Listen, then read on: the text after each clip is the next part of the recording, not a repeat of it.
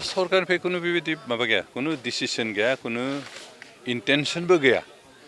जाय बिटिआर ओनसोलाव थानाय रायजो राजाफ्रा गासैबो भारतीय नागरिक आरो जा बिटिसि जितु एग्रिमेन्ट 2003 मायथाइनि सिगांनिफ्राय जाय मानसिफ्रा बेयाव दंखायो बिथांमोना हा हुनि मोन्थाय राजखान्थि मोन्थाय दङ बेबायदि होनना स्पष्ट बुंनाय दंखायो। आरो बेबायदि हिसाबै 2003 मायथाइनि सिगांनिफ्राय जायफोर बेयाव दंखायो बिथांमोनखौ रावबो एभिक्सन खालामनो हाया, रावबो बिथांमोननि हा हु सेना लानो हाया। जा फरेस्ट एलेकायाव थायोबाबो बिथांमोना फरेस्ट एलेकायाव थानाय माबा हिसाबै फरेस्ट भिलेज हिसाबै रिकगनिसनखौथ' मोनगोन, जुदि नामजारि खालामनो हाया, मेयादि खालामनो हाया, अब्लाबो खेथि बाथि खालामना थांना थानो हानाय मोन्थाया दं।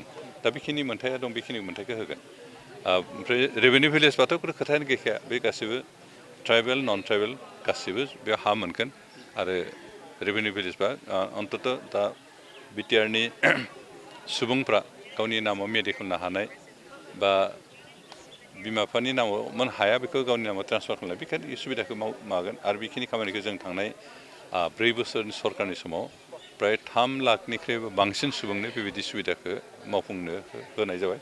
आरो बे 3 लाखनिफ्राय बांसिन सुबुंनो जों बेबायदि हानि जेंनाफोरखौ बोस्रांना होबाय। बेयाव बर'फोरल' नङा, बर' नन बर' गासैबो बेखिनि सुबिदाखौ लादों। बेनिखायनो जोंहा फैगौ समाव आरो जों बे सुबिदाखौ मावबोगोन। बेनिफ्राय जोंहा मोनसे रेजुलेसन दङ जाय हाफ्रा PRF हिसाबै रिकगनाइज जाना दं। बे PRF थारमाने प्रप'ज फरेस्ट रिजार्भ, दा प्रप'ज फरेस्ट लेन्ड होननानै जायफोर ओनसोलाव दं बेखिनिखौ जों रिजार्भ खालामजानानै रेभिनिउ भिलेज खालामनायनि मोनसे परिकल्पना दं, जे बेखौ इन फिउचार खालामहैगोन। आपातत' थारमाने गिनांगौ जेबो गैया। दा जेबो गिनांगौ गैया। जिखिनि उच्चेद खालामनांगौनि जिथु बे रेखा हान्जानि प्रपागान्डा नामा? बे सोरबा दुष्ट चक्रनि एन्टि ससियेल एलिमेन्टस बा जायफ्रा ससाइटियाव दावराव दावसि खालामनो मोजां मोनग्रा बेबायदि माबानि एलिमेन्टसफोरनि अपप्रचार बियो। आरो बेखौ स्पेसियेलि जायफ्रा पलिटिकेल मटिभेटेड मानसि बिथांमोना गावसोरनि पलिटिकेल लाबनि थाखाय आथिखालनि सरकार सालायनाय पार्टिनि एगेन्स्टआव अपप्रचार खालामनानै बे रायजो राजाफोरखौ गिख्रं होनानै गावसोर भट मोननो हागोन नामा बेबायदि इन्टेनसनजों बे अपप्रचारखौ खालामदोंमोन। बेनिखायनो बिथांमोननि जिथु बाथ्रा बे मिसा नंखाय, रावखौबो एक्सन खालामा। मास मोनथामसो सिगाङावबो बिथांमोना बिदिनो 33टा गामिनि लिस्ट होनानै बे गामिफोरखौ एभिक्सन खालामगोन होननानै प्रसार खालामदों। बे फ्लप जाबाय, फल्स होननानै प्रमान जाबाय। आरो नैबे दानि जिथु अपप्रचार, जिथु अपसेस्टा, जिथु नाजानाय बेबो फेलें।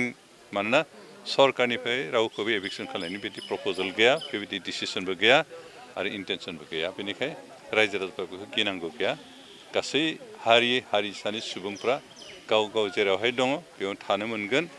बिनि हाखौ जुदि रेभिनिउ भिलेज अब्लालाय गावनि नामाव नामजारि खालामनो हागोन, मेयादि खालामना लानो हागोन।